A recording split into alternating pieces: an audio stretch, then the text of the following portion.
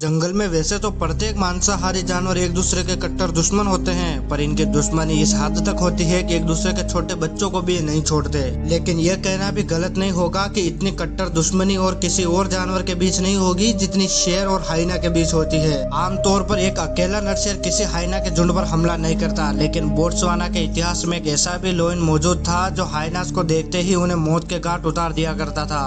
और इस बात से उसे कोई भी फर्क नहीं पड़ता था कि उसके सामने एक हाइना है या पूरा हाइना का झुंड है। यह कभी भी उनका काम तमाम करने में पीछे नहीं हटता था। इस लायन को पूरी दुनिया हाइना किलर के नाम से जानती थी, जिसका नाम था एंटवांटू मेला। लेकिन इतना खतरनाक और हाइना किलर के नाम से मशहूर होने के बाद भी इसका अंत इतना खतरनाक और दर्दनाक होगा किसी ने सोचा नहीं होगा। चलिए दोस्तों, जानते हैं कि कौन था एंटवांटू मेला जो हर वक्त हाइना के खून का प्यासा रहता था, और जानते हैं कि इतने शानदार लायन का अंत कैसे हुआ।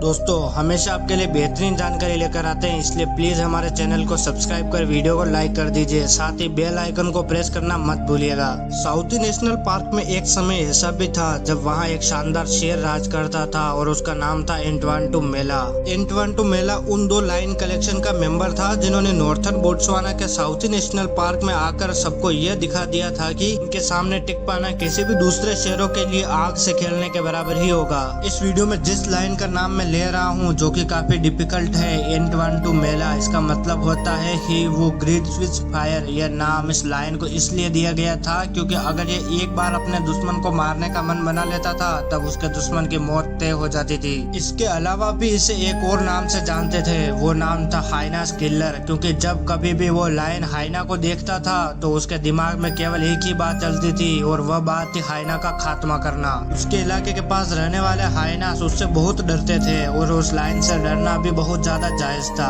क्योंकि एंटवांटू मेला ने उसके जीवन में 36 से भी ज्यादा हाइनास को मौत के घाट उतार दिया था, और इसे डॉक्यूमेंट भी किया गया था। एक बार की बात है जब एंटवांटू मेला का भाई जब पेट्रोलिंग करने निकलता है तो पेट्रोलिंग करते करते मानडेव उस इलाके में जा पहुंचता है जहां हाइनास का झुंड रहा करता था, और तभी हाइनास क्लैन की लीडर मानडेव के पास पहुंचती है। मानडेव के पास पहुंचने के बाद ही उसका शिकार करने का प्रयास करती है। शुरू में तो मानडेव उस हाइनास के झुंड से अकेले लड़ने की कोशिश करता है, फिर कुछ ही देर बाद हाइनास की संख्या बढ़ने लगती है, जिसके बाद मानडेव हाइनास के झुंड से पीछा छुड़ाने की कोशिश करता है। लेकिन कुछ देर बाद इस घटना को मात्सुमी नाम की शेरनी देख लेती है। मात्सुमी एंटवांटू मेला और मानडेव के प्राइड की ही शेरनी होती है। जब वो देखती है कि हाइनास की टोली उसके प्राइड के शेर को शिकार बनाने की कोशिश हर वक्त करती रहती है तो उससे रहा नहीं जाता, और वो अपने साथ प्राइड की और कुछ शेरनियों को लेकर हाइनास के झुंड से भिड़ने चली जाती है। और उतने में ही हाइनास का यमराज आ जाता है, यानी एंटवांटू मेला।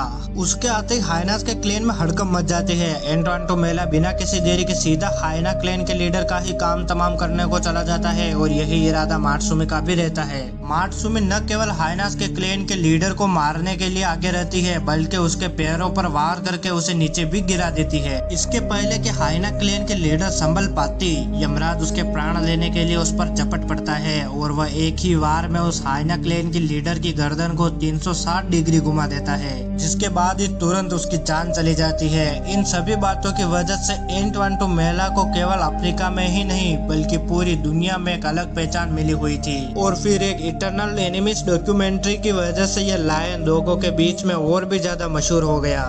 वैसे तो एंटवांटू मेला अपने मानडेव भाई से छोटा था, लेकिन जब भी प्राइड को लायन की जरूरत पड़ती थी तो एंटवांटू मेला का ही नाम पुकारा जाता था। इसके साथ ही दूसरे शेरों से बिल्कुल उलट एंटवांटू मेला शिकार करने में अपने प्राइड की पूरी मदद भी किया करता था। इन सब बातों की वजह से एंटवांटू मेला को साउथी नेशनल पार्क में सबसे ज्यादा पावरफुल कहें तो शायद गलत नहीं होगा। एंटवांटू मेला खास इस बात से भी बहुत मशहूर था कि जहाँ दूसरी तरफ सब मेल लायन किसी बुल एलिफेंट से भिड़ने के लिए कोशिश नहीं करते, तो वहीं एंटवांटू मेला एलिफेंट को देखते ही उस पर भी चार्ज कर दिया करता था। इसके अलावा भी अकेला ही बड़े बड़े भैंसों के झुंड के पास चला जाया करता था, और उस लायन को अपने आसपास देखने के बाद भी भैंसे उस पर हमला करने के बारे में कभी नहीं सोचते थे। और आगे भी एंटवांटू मेला और उसके भाई ने मिलकर साउथी में अपना राज चालू रखा। लेकिन दोस्तों, समय के पहिए को कोई रोक नहीं सकता। कई साल बीत गए और जैसे जैसे दोनों भाई बूढ़े होने लगे, जवान शेरों ने वहाँ उन्हें शांति से जीने नहीं दिया।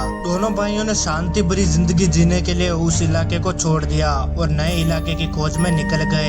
एक इलाके से दूसरे इलाके और दूसरे से तीसरे इलाके में होते हुए कई दिन बीत गए और दोनों भाई एक दिन ऐसे इलाके में चले गए जहां हैवान बसे हुए थे। दरअसल दोनों भाई उस इलाके में चले गए जहां सरकार ने शिकार करने की खुली छूट दे रखी थी और फिर इसके बाद कुछ इंसानों के रूप में कुछ हैवानों की नजर उन दोनों शानदार लाइन पर जा पड़ी और उन्होंने दोनों भाइयों को एक साथ मौत के घाट उतार दिया। ये दो भाई जिन्होंने एक साथ ही जन्म लिया था उन्होंने एक साथ इस दुनिया को अलविदा कह दिया और दोनों एक दूसरे की तरफ देखते हुए दम तोड़ दिया। जंगल में रहते हुए जिन्हें कभी भी कोई दूसरा जानवर हरा नहीं पाया था उन्हें इस बेरहम शिकारियों ने मौत के घाट उतार दिया। हर बार की तरह इस बार भी धरती के दो बहादुर शेरों की मौत आखिरकार इंसानों के हाथों ही हुई, उन इंसानों के हाथों से जो इंसान के नाम पर हैवान थे। एंटवांडू मेला की मौत के बाद एक फेमस राइटर लिखते हैं कि मुझे पता है आज एंटवांडू मेला की स्किन किसी दीवार पर लटक रही होगी, लेकिन शायद ही उसके ओनर को इस बात का पता होगा कि इस शेर ने अपना जीवन कैसे जिया था। इस शेर की कहानियां, इसकी लव लाइफ, हाथियों के साथ उसके झगड़े और खासकर हाइना को तबाह करने वाला उसका अंदाज उसकी धुंधली सी हो चुकी इस स्किन में कभी भी नजर नहीं आएगा। दोस्तों आज की हमारी यह वीडियो आपको कैसी लगी कमेंट करके जरूर बताना। मिलते हैं अगले वीडियो में। धन्यवाद।